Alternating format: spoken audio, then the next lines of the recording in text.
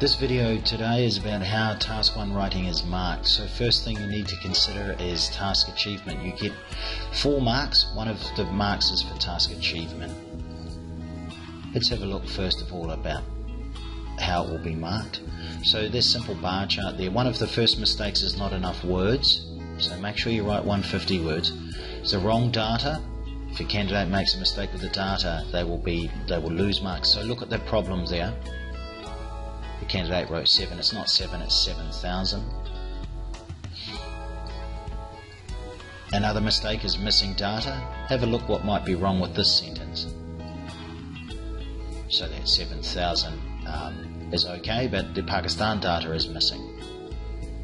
Accurate data. Now this is how you get a really high mark. So the candidate using not just 7,000, but here we see the well over 7,000. And another thing to consider is how you compare the data. We see this person uses by far the lowest, referring to Australia, which is very clear about the data. Now if we talk about coherence and cohesion, we're going to look at a slightly different bar chart now. So just notice this bar chart as it draws. So comparing males and females here. As this person writes their answer, just have a quick read through this. If you like to, you can pause this during the video and look at it more carefully. Nice separation of paragraphs is a thing to notice. That helps you get a good mark. See the line between the paragraphs. So there's good organisation, there's good clear paragraphing. We see 3 separate paragraphs.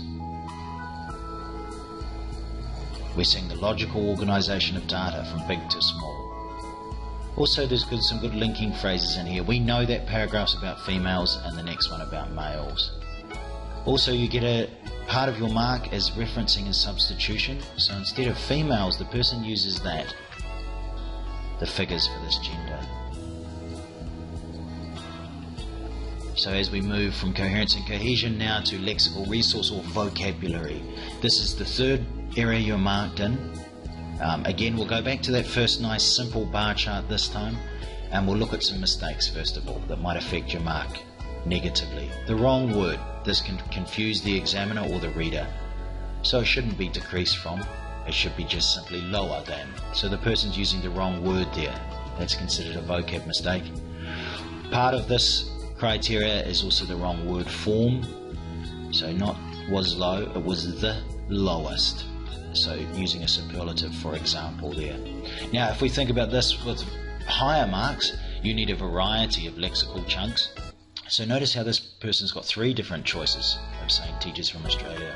And the final criteria is grammar, accuracy and range. So again, there's some mistakes that can affect your mark, unfortunately, using the wrong tense. Notice the mistake here. It should have been there were, so past tense instead of present. Subject-verb mistakes and plural nouns are very common in Vietnam, so that's not right. It should have been were and teachers. Those mistakes often work together. Now again, looking at some positive things is complex sentences. So you need a range of complex sentences to get it. So instead of writing simple sentences, you might just combine the sentences like this. This is a simple way of combining. You also get a mark for a variety of tenses as well and different grammar. So overall, in terms of marking for Task 1, you're marked on all 4 of these criteria we've looked at. Task achievement, coherence and lexical resource. So you see that person there will get 5.5.